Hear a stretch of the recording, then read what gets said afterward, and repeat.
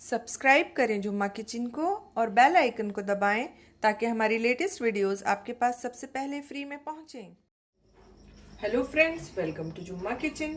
आज हम अपने किचन में बनाने जा रहे हैं यूपी का एक बहुत ही मशहूर सालन जिसको कि कहा जाता है कढ़ाऊ गोश्त। और ये अक्सर शादियों वगैरह में बहुत ज़्यादा बनाया जाता है, बल्कि ज़्यादातर सभी शादियों में बनाया जाता है। और यूपी के अलग अलग इलाकों में इसका अलग अलग ही नाम है, लेकिन मैं कढ़ाऊ गोश्त के नाम से ही बना रही हूँ क्योंकि वही सबसे ज़्यादा फेमस है। तो इसको बेसिकली कढ़ाई में ही बनाया जाता है, बहुत बड़ी बड़ी कढ़ाइयों में बनाया जाता है और ये बड़े के गोश्त में बनाया जाता है। तो मैं भी आज इसको बड़े के गोश्त में ही बना रही हूँ और जो सबसे सिंपल मेथड है उससे कोशिश है मेरी बनाने की, और जितना ज़्यादा से ज़्यादा मैं ऑथेंटिक के पास ला सकती हूँ उसी तरह से बनाने की कोशिश कर रही हूँ। तो देख लेते हैं हम कढ़ाऊ गोश्त के लिए इंग्रेडिएंट्स। तो 1.5 किलो मैंने ये बड़े का गोश्त लिया है, आप चाहें तो बकरे में भी इसको बना सकते हैं। तो अच्छे से धो के मैंने इसको छलनी में डाल दिया था। उसके अलावा मैंने 5 ली है मीडियम साइज की प्याज और इसको मैंने बारीक काट लिया है। तो आधी प्याज को हम गोल्डन फ्राई करेंगे और आधी प्याज इसमें इसी तरह से जाएगी। उसके अलावा 3 टेबलस्पून मैंने लिया है अदरक लहसुन का पेस्ट। 200 ग्राम दही ली है, इसमें दही कम जाती है, जैसे कौरमे में काफ़ी दही जाती है इसके अंदर कम जाती है। आप 200 ग्राम से कम भी ले सकते हैं, लेकिन मैंने 200 ग्राम लिए।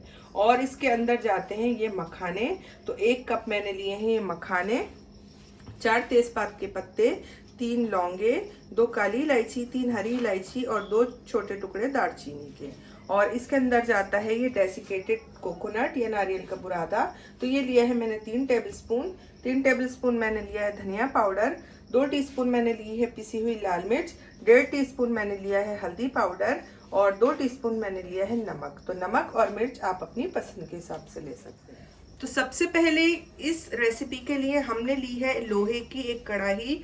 तो कोशिश कीजिएगा कि आपको जो कढ़ाई मिले वो लोहे की हो, और ये ऑथेंटिकली जो बनती है रेसिपी कढ़ाई में ही बनती है और लोहे की बड़ी कढ़ाई में बनती है। तो और ये बनेगा सरसों के ऑयल में, जो कि सबसे मेन इंग्रेडिएंट है। ये सरसों के ऑयल में ही बनता है, आप चाहें तो लेकिन नॉर्मल रिफाइंड ऑयल भी ले सकते हैं। तो 1 कप मैंने ले लिया है ये सरसों का तेल और इसको मैं बहुत अच्छे से पकाऊंगी जब तक कि इसमें से धुआं नहीं निकल जाता। तो ऑयल देखिए हमारा कितना अच्छा पक गया है, इसमें से धुआं निकलने लगा है। अब हमने अपनी गैस को लो कर दिया है और इसका नॉर्मल टेम्परेचर आने का हम वेट करते हैं। तो बस अब हम डाल देते हैं इसके अंदर मखाने और लाइट गोल्डन इन्हें फ्राई कर देंगे। तो बस मखाने हो गए हैं, इनको मैं एक प्लेट में निकाल लेती हूँ। अब इसी ऑयल में हम अपनी प्याज को फ्राई कर देते हैं, आधी प्याज जितनी हम ले ली थी।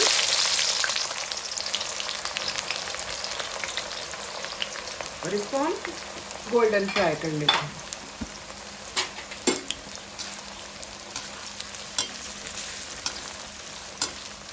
तो प्याज हमारी फ्राई हो गई है, बस मैं इसको एक प्लेट में निकाल लेती हूँ। तो प्याज को हमने फ्राई करके निकाल लिया है। अब जो हमारी हल्दी है इसके अंदर हम पानी डाल के एक पेस्ट बना लेंगे, थोड़ा पतला ही बनाएंगे। ये देखिए इस तरह से, और इसको ऑयल में डाल के हम थोड़ी देर पका लेंगे। तो बस अच्छे से मिला लेती हूँ। तो ये देखिए मैं हल्दी का इसमें, और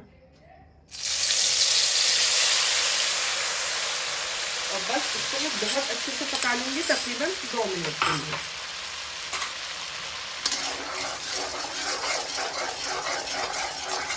अब डाल देते हैं हम इसके अंदर गोश्त।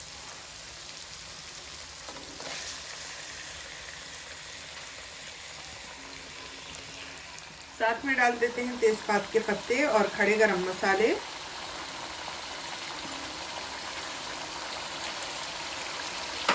और अदरक लहसुन का पेस्ट।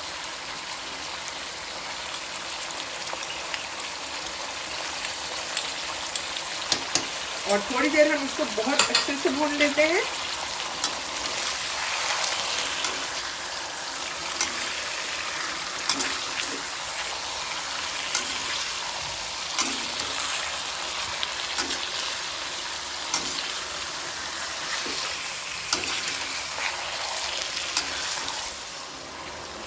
5 मिनट हमने गोश्त को भून लिया है गरम मसाले के साथ, हल्दी के साथ और अदरक लहसुन के पेस्ट के साथ। अब हम डाल देते हैं इसके अंदर लाल मिर्च पिसी हुई, नमक, धनिया पाउडर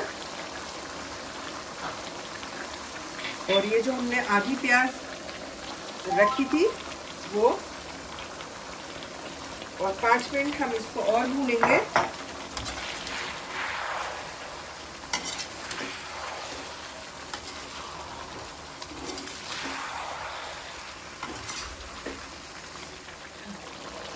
तो गोश्त हमने बहुत अच्छे से भून लिया है, कम से कम हमने 7 से 8 मिनट इसको भूना है।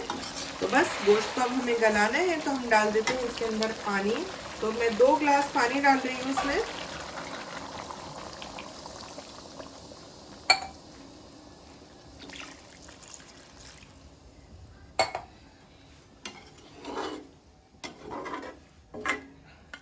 अब इसको हम कवर कर देंगे और लो फ्लेम पर हम इसको पकने देंगे जब तक कि जो गोश्त है वो अच्छे से गल नहीं जाता। तो जब तक हमारा गोश्त गल रहा है तो हम प्याज को और बाकी की चीज़ों को पीस लेते हैं। मैं आपको खसखस दिखाना भूल गई थी। तो ये 1.5 टेबलस्पून मैंने खसखस ली थी और इसको मैंने थोड़ी देर के लिए पानी में भिगो दिया था। आप चाहे तो इसके साथ कोई ड्राई फ्रूट भी डाल सकते हैं, बादाम, काजू वगैरह, लेकिन ये शादियों का जो नान गोश्त या फिर कड़ाऊ गोश्त वगैरह बनता है उसमें नहीं डाला जाता है। इसके अंदर नारियल का बुरादा ही डलता है या फिर साथ में डलती है खसखस। तो बस मैं प्याज, दही, नारियल का बुरादा और खसखस मिला के इनको पीस लेती हूँ।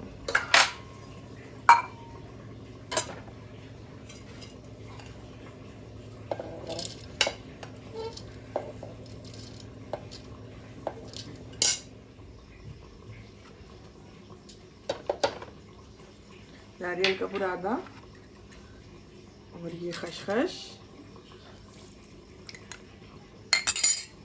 साथ ही डाल देती हूँ मैं दही,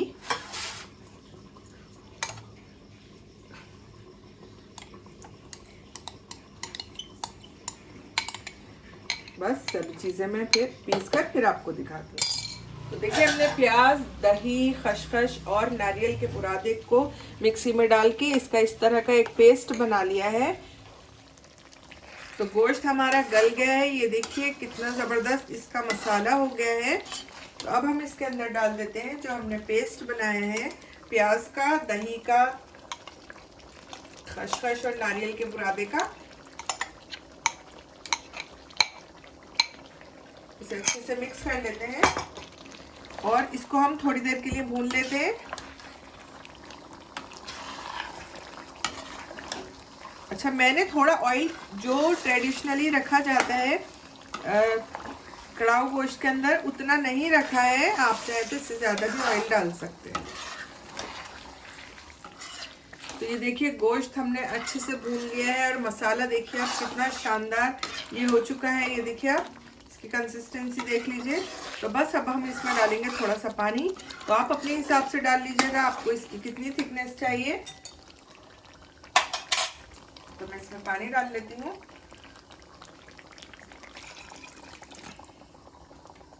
चेक कर लेती हूँ।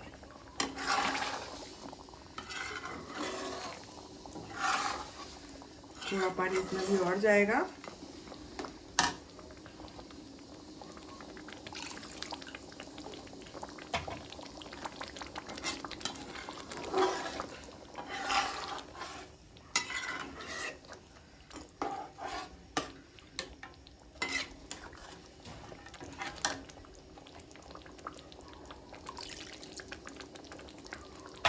अब डाल देते हैं हम इसके अंदर मखाने।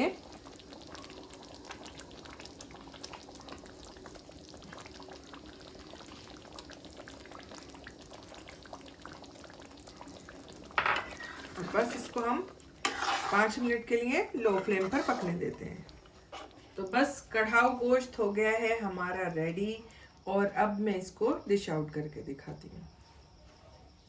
तो देखिए तैयार है हमारा कढ़ाऊ गोश्त शादियों वाला। बहुत ही ज़बरदस्त ये बना है। तो एक बार ये रेसिपी आप ज़रूर ट्राई कीजिएगा और अगर आपको मेरी रेसिपी पसंद आई है तो इसे लाइक कीजिए, कमेंट कीजिए, शेयर कीजिए। और अगर आपने मेरे चैनल को अभी तक सब्सक्राइब नहीं किया है तो इसे सब्सक्राइब करना बिल्कुल ना भूलिएगा। अल्लाह हाफिज़।